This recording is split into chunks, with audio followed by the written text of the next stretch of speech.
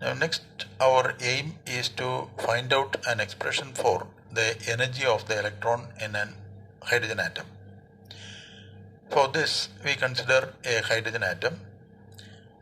Let an electron of mass me be moving with a velocity v in a circular orbit of radius r around a nucleus which is at rest. But here we assume a hydrogen atom in which the nucleus is at rest and the electron is moving around the nucleus in a circular orbit of radius r, and the speed of the electron is v and the mass of the electron is me. Now we know that when a particle is moving in a circular orbit, it requires centripetal force.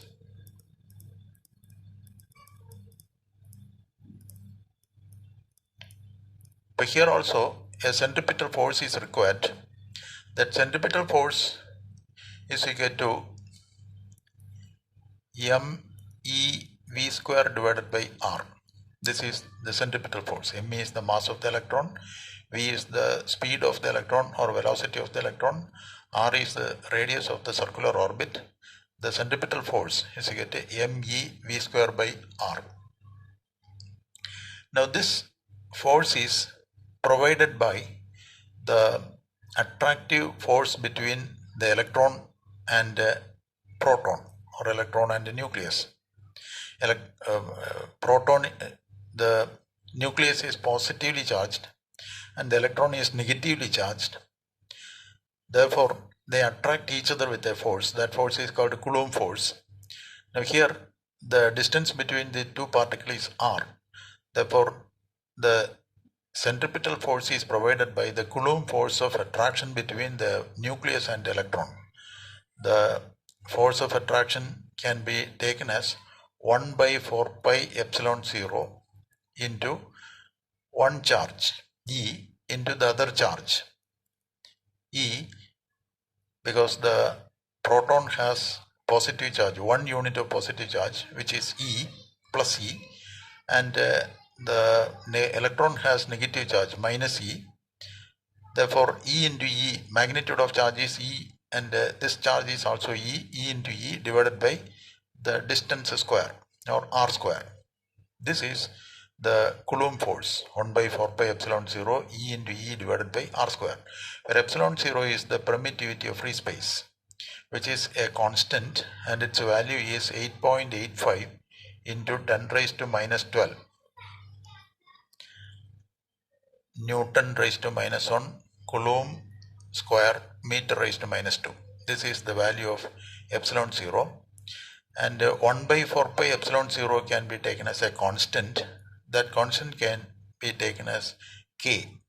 1 by 4 pi epsilon 0 is equal to k, and its value is 8.984 into 10 raised to 9 Newton meter square Coulomb square.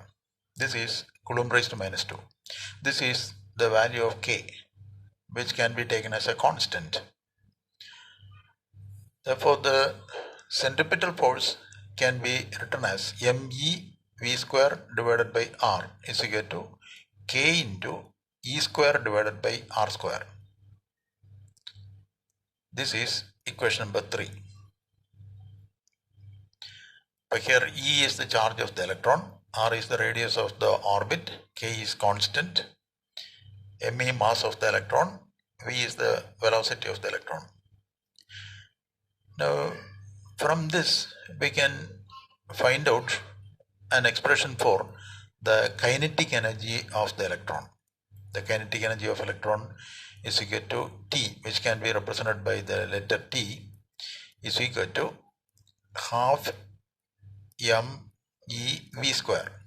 Half mev square. Half mv square is the kinetic energy. Here mass of the electron is me, velocity of the electron is v, therefore half mev square. This is the kinetic energy. From this expression, what is mev square if we transfer this r to the numerator of this, 1r and r gets cancelled. Therefore, we get me v square is equal to k e square divided by r. When we transfer this r to the numerator, that r and 1r gets cancelled. We get k e square divided by r. K e square by r. And we have to multiply it by half. Half me v square is the kinetic energy.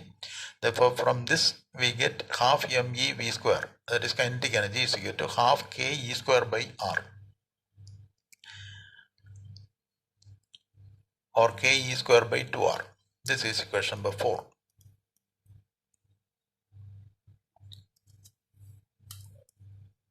Now from equation number 1, that is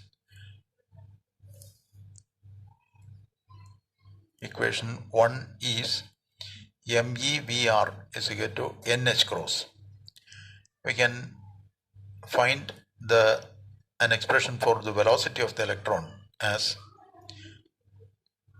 me vr is equal to nh cross.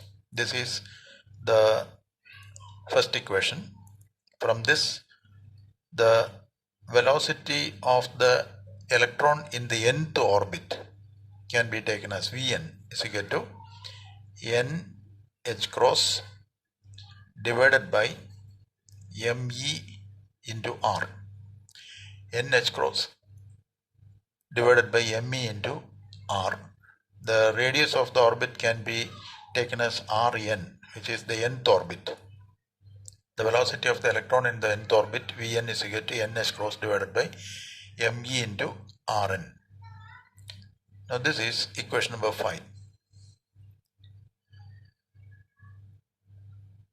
Substituting this value of Vn in equation number 3, we can find out an expression for the radius of the orbit, radius of the nth orbit.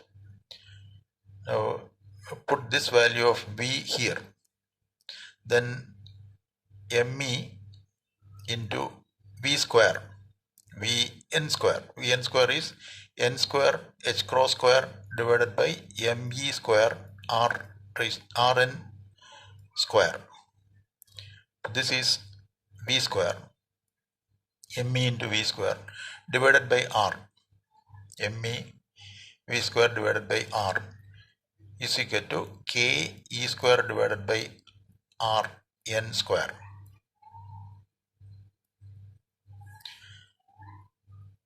Here n, the subscript n represents nth orbit. The radius of the nth orbit is written as Rn. Here also Rn. From this Rn square and Rn square gets cancelled. And if we rearrange this, we get Rn is equal to, if we transfer Rn to this side and ke square comes here, then me divided, when we rearrange, we get Rn is equal to n square h cross square divided by k me e square. This is equation number 6.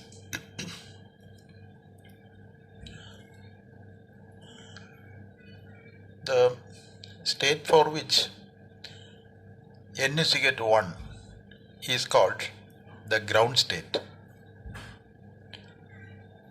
while the states for which n is greater than 1 are called excited states.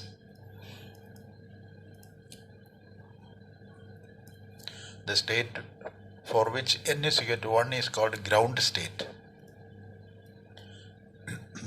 Ground state means the lowest state, lowest energy state. And n is greater than 1, we call it excited states.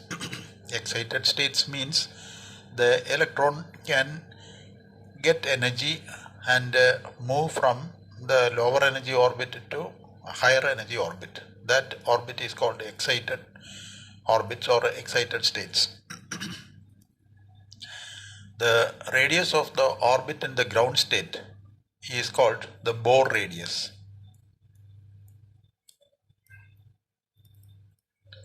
Which is usually denoted by the letter A0. Now, if we put n is equal to 1 there, then A0 is equal to R1 is equal to 1 square h cross square divided by k into me into e square is equal to